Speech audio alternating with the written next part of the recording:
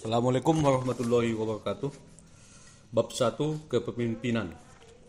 Kepemimpinan lebih dari sekedar manajemen. Ia menginspirasi perubahan dan meningkatkan hasil melalui siapa Anda dan bagaimana Anda memotivasi yang lain. Unsur fundamentalnya adalah strategi, eksekusi, manajemen bakat dan pengembangan bakat, dan keahlian personal. Apa yang dimaksud dengan strategi? Menciptakan visi masa depan dan menempatkan perusahaan pada kesuksesan yang terus berjalan.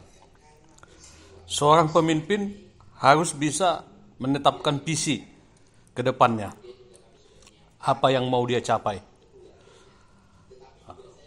Dia melihat perubahan zaman, apa keinginan zaman 10 tahun ke depan atau 5 tahun ke depan, jangka pendek, jangka menengah, dan jangka panjang, sehingga ia tepat menentukan visinya, sehingga misi sebagai bagaimana mencapai visi bisa dia susun agar visi yang dia tetapkan tercapai. Unsur yang kedua, eksekusi. Membentuk sistem organisasi untuk mendapatkan hasil yang berlandaskan strategi. Eksekusi ini membutuhkan organisasi dan sistem. Ketika mengeksekusi, melaksanakan suatu kebijakan untuk mencapai strategi, seorang pemimpin itu harus mampu membentuk organisasi yang efektif, yang efisien, sehingga kerja antar struktur, antar organ bisa berjalan sebagai suatu sistem, sehingga hasil bisa kita capai. Ini eksekusi, artinya Anda harus menempatkan orang yang tepat di tempat yang tepat. The right man in the right job. Jadi seseorang itu kita tempatkan sesuai dengan kemampuannya, kemudian kita susun bagan organisasi yang tajam, yang cepat, bukan yang lambat, bukan yang malas, bukan yang lamban, sehingga organisasi itu mempunyai kinerja yang tepat. Kemudian unsur ketiga ada manajemen bakat. Seorang pemimpin itu harus mampu memotivasi, menyemangati, dan menjalin komunikasi dengan anggotanya, dengan karyawannya, sehingga seorang pemimpin, leader, tahu apa-apa saja kemampuan anggota yang dia pimpin, bagaimana memanfaatkan kemampuan tersebut sesuai dengan kebutuhan, menempatkan orang yang tepat pada permasalahan yang tepat, yang bisa ulet, bersabar, punya kemampuan komunikasi yang baik, mampu bernegosiasi, bisa bekerja sama dengan tim, sehingga bakat-bakat yang ada pada anggota kita ketahui, hingga pada suatu saat kita membutuhkannya, kita bisa memanfaatkannya. Yang keempat, ada pengembangan bakat, unsur kepemimpinan. Mengasah dan menyiapkan karyawan untuk menjadi pemimpin di masa depan. Kemampuan bakat dari karyawan kita yang sudah kita lihat tadi, tentu harus kita asah, kita pertajam, kita kembangkan, agar cita-cita dari perusahaan ataupun hasil yang diinginkan dari perusahaan bisa tercapai dengan maksimal, atau memiliki kemampuan yang lebih dibandingkan organisasi yang lain. Jadi apa yang kita kehendaki sebagai pimpinan, tentu kita lihat potensi-potensi karyawan kita sehingga bisa kita kembangkan bakat mereka. Yang kelima, keahlian personal. Keahlian kita sebagai pimpinan bertindak dengan integritas, melatih kemampuan intelijensi sosial, emosi kita, membuat keputusan yang penting, dan menumbuhkan kepercayaan kepada masyarakat ataupun karyawan dan organisasi kita. Sebagai pimpinan, kita harus mengetahui unsur-unsur yang tadi dari kita sebutkan dari awal, ada strategi, ada eksekusi yang kedua, ada manajemen bakat, ada pengembangan bakat, dan kita yang kelima keahlian personal. Tidak lupa mengembangkan kemampuan integritas kita, kemampuan diri kita, kemampuan personal kita, sehingga kita memang layak untuk menjadi pemimpin, bukan hanya sekedar pemilik modal atau penerima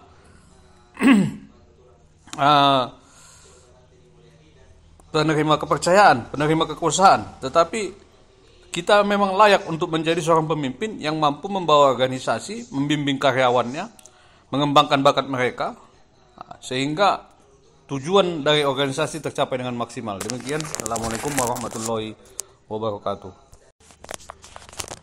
Brand kepemimpinan Anda. Seorang pemimpin harus mempunyai brand kepemimpinan, ataupun merek kepemimpinan, ataupun sebutan kepemimpinan yang mudah dikenal masyarakat. Satu contoh, kalau kita katakan itu Komeng, orang mengasosiasikannya dengan lucu, pelawak. Kalau kita asosiasikan dengan Sudirman, tentu orang menyatakan sebagai pahlawan, panglima besar.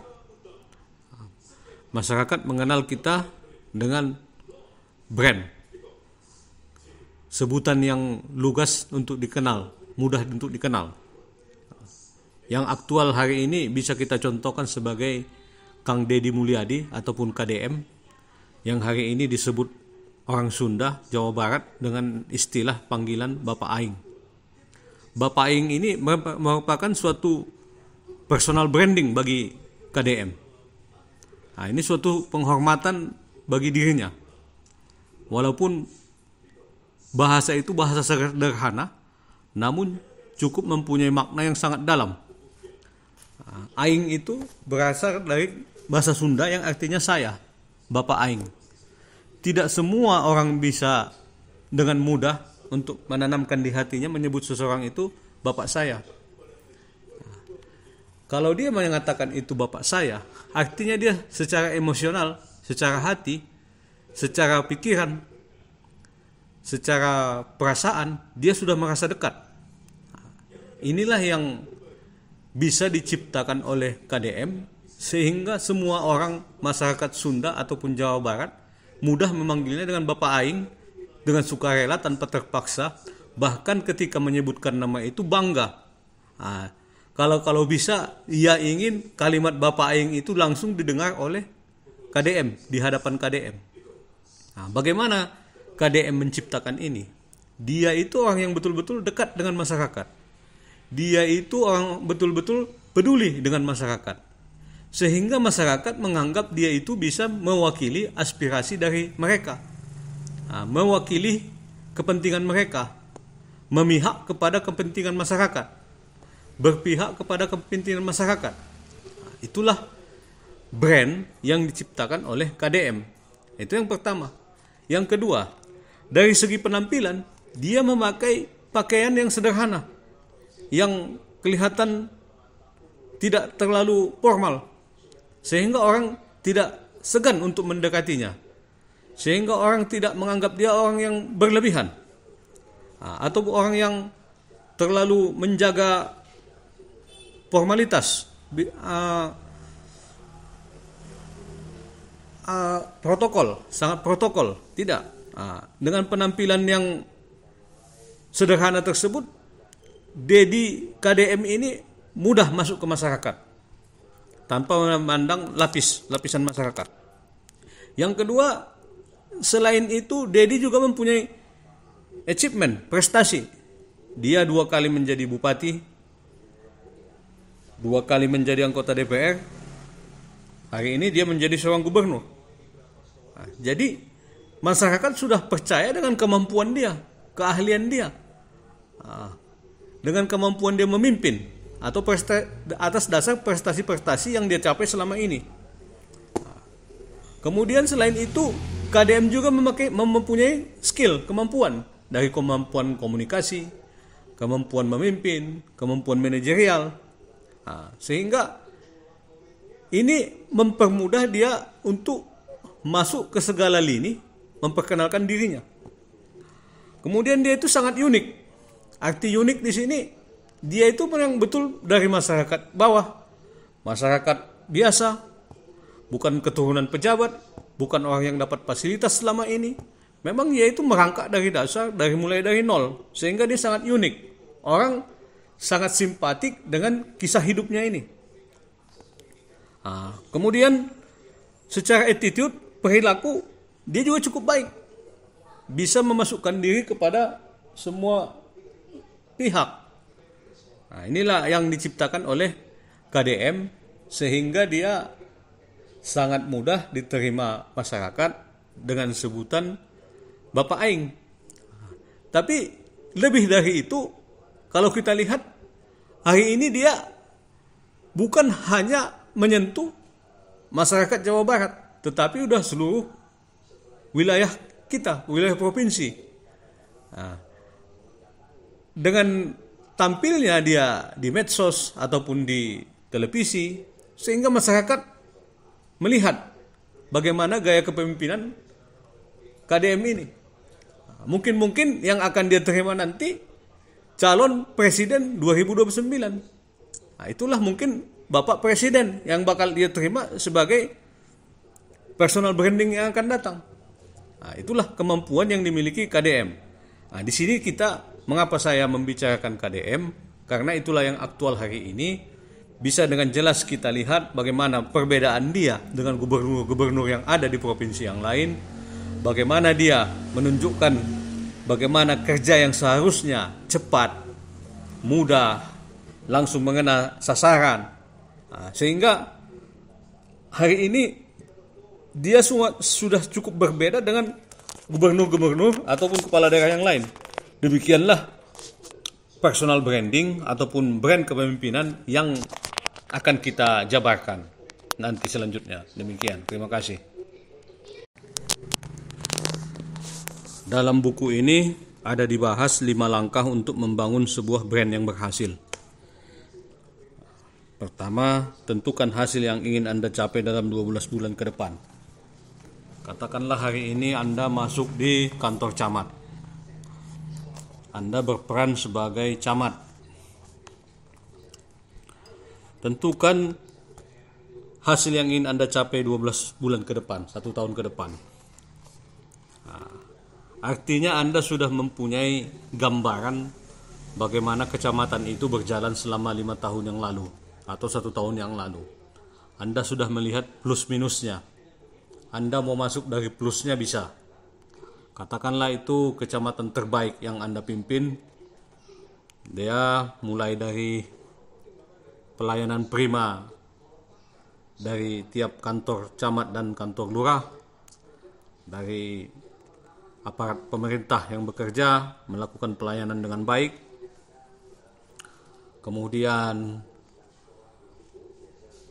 PAD, penghasilan asli daerah dapat, mulai dari pajak, parkir, retribusi yang lainnya, PBB dan sebagainya, bisa mencapai target. Ataupun dari keaktifan Ibu PKK, ataupun dari keaktifan Karang Taruna, ataupun dari keaktifan kegiatan-kegiatan sosial masyarakat. Anda sudah melihat potensi ini sebagai yang positif. Tentu Anda bisa mengambil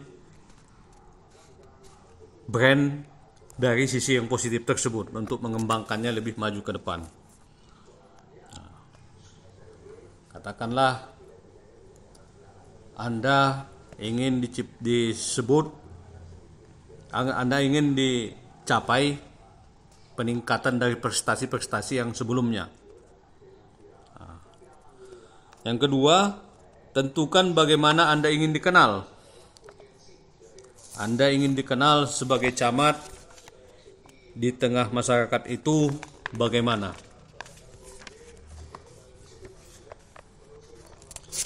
Misalnya camat yang komunikatif, bisa berdialog dengan semua lapisan masyarakat.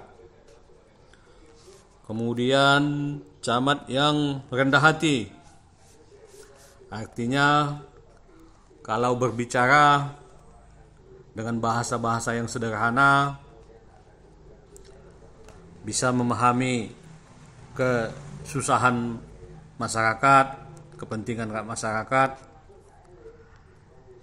Tentunya itu sebagai sifat rendah hati.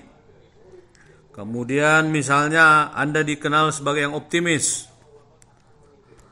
tentu Anda bisa menyampaikan visi-visi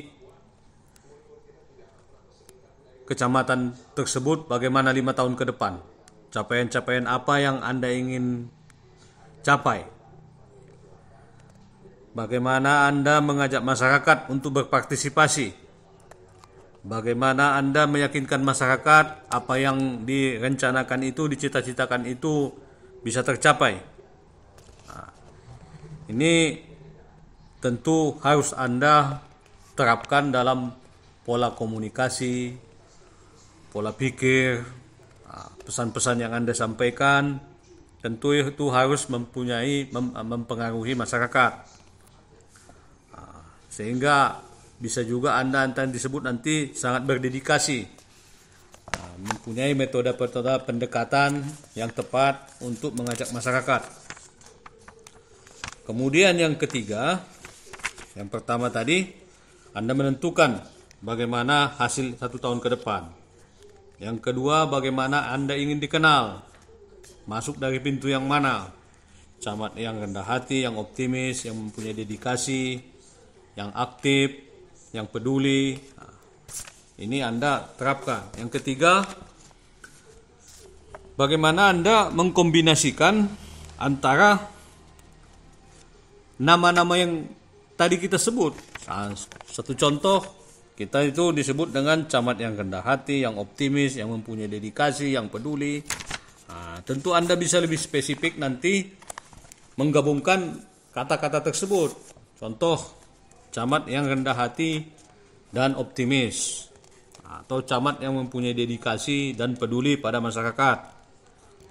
Ini akan mendekatkan Anda kepada masyarakat sehingga mereka lebih mudah menerima kehadiran ataupun menerima pesan-pesan yang Anda sampaikan. Setelah itu tercipta, kemudian Anda bisa mengujinya. Ini yang keempat, menciptakan brand kepemimpinan dan diujilah. Setelah brand ini melekat pada diri Anda bisa mengujinya kepada masyarakat. Apakah mereka bisa menerima nama tersebut? Nyata atau tidak? Merasa akrab tidak dengan nama tersebut? Mereka mengerti enggak arahnya nama tersebut? Mereka menangkap enggak apa yang Bapak inginkan? Apa yang diajak untuk maju bersama? Partisipasi apa yang akan mereka berikan nanti dengan nama tersebut? Satu contoh, Bapak dikenal dengan camat yang rendah hati dan optimis. Dengan bahasa ini tentu masyarakat tidak akan segan berkomunikasi dengan Bapak ataupun dengan kita, dan tidak ragu untuk menyampaikan keinginan-keinginan mereka, karena ada kalimat optimis ini. Artinya membuka peluang untuk menyampaikan ide, untuk meraih sesuatu, untuk mengejar sesuatu yang belum dicapai. Kemudian setelah Anda uji tersebut, itu dijadikan nyata. Brand yang melekat pada diri kita tadi, dengan adanya penerimaan dari masyarakat, ini tentu bisa kita jalankan lebih cepat. Artinya pesan yang kita sampaikan itu sudah tersosialisasi, masyarakat menerima kita dengan baik, masyarakat yakin dengan kepemimpinan kita, rasa masyarakat mau diajak untuk berpartisipasi, sehingga itulah yang kita sebut itu bagaimana membuat langkah membangun brand ini agar berhasil. Ya, pertama tadi tentukan capaian dalam 1 tahun ke depan, Yang kedua, tentukan bagaimana Anda ingin dikenal. Yang ketiga, gabungkan slogan-slogan yang tadi. Kemudian setelah brand tersebut tercipta, Anda coba uji. Setelah ada tanggapan, kemudian wujudkan apa yang Anda inginkan tersebut. Itu yang kelima. Demikian, terima kasih. Kita lanjut pada halaman 8. Ada 3 piramida. Piramida kompetensi, piramida passion, dan piramida peluang. Persinggungan mereka ataupun irisannya adalah zona nyaman. Yang dimaksud dengan zona nyaman di sini, seorang pemimpin ataupun karyawan itu harus mempunyai kompetensi, mahir dalam suatu bidang, kemudian mempunyai passion, gairah, semangat, minat, kemudian mempunyai peluang. Artinya kemampuan yang Anda miliki, kompetensi yang Anda miliki memang dibutuhkan pasar. Satu contoh, misalnya servis smartphone, handphone. Anda memiliki kompetensi penyervis HP. Kemudian memang betul Anda mempunyai minat, gairah, passion, jiwa anak muda, atau bisa berkomunikasi dengan kaum muda, ataupun Anda bisa menikmati pekerjaan itu. Ataupun Anda nyaman dengan pekerjaan itu. Bukan hanya keahlian, banyak orang yang ahli tapi tidak nyaman dengan pekerjaan. Kemudian peluangnya memang besar. Hari ini satu orang bahkan punya 2 HP. Satu rumah itu bisa 3-5 HP. Ini yang ada di halaman 8.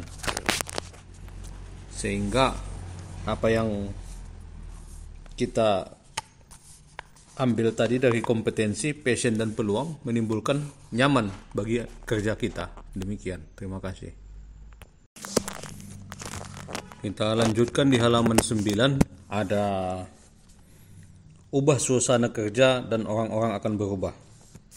Bagaimana aroma tempat kerja ini? Aroma artinya di sini atmosfer ataupun suasana ataupun kebiasaan budaya yang berlangsung di suatu tempat kerja itu. Suatu contoh kita lihat itu bagaimana budaya kerja itu saling mengintip apa pekerjaan orang lain. Ada yang saling menggunjing seseorang, mencari gosip, bahan-bahan pembicaraan yang tidak berguna, mencari kelemahan orang lain, saling memburukkan. Ada yang sering cari muka, cari-cari panggung.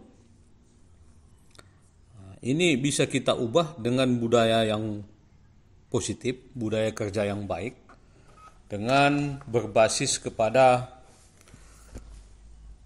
basis kinerja, basis prestasi, basis waktu, basis kesempurnaan, kelengkapan,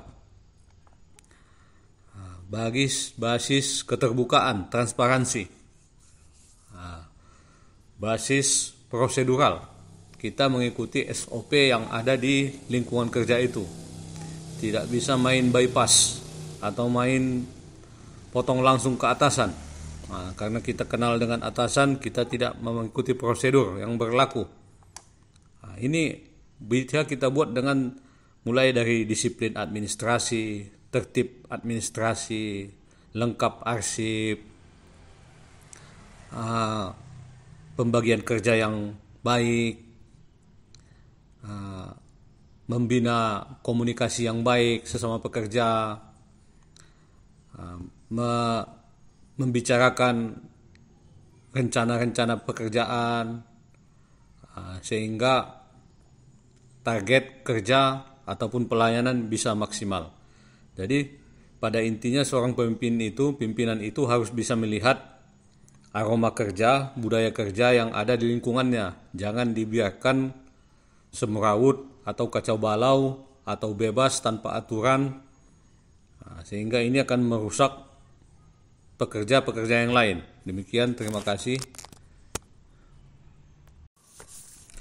Pada halaman 10 kita lihat ada grafik stres ataupun tekanan versus pencapaian.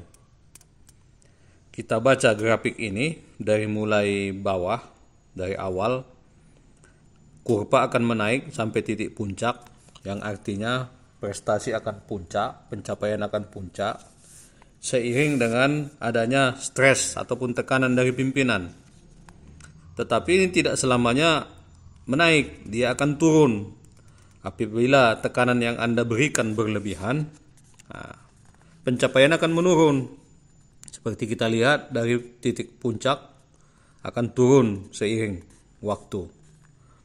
Ini artinya Anda sebagai pimpinan harus pandai memainkan tekanan ini sehingga target tercapai. Tidak selamanya Anda memberi tekanan hasil akan maksimal, sehingga kepekaan Anda terhadap situasi kerja, beban kerja, momen-momen tertentu, ini yang Anda manfaatkan. Tidak sembarang memberi tekanan kepada pekerja ataupun karyawan. Demikian, terima kasih.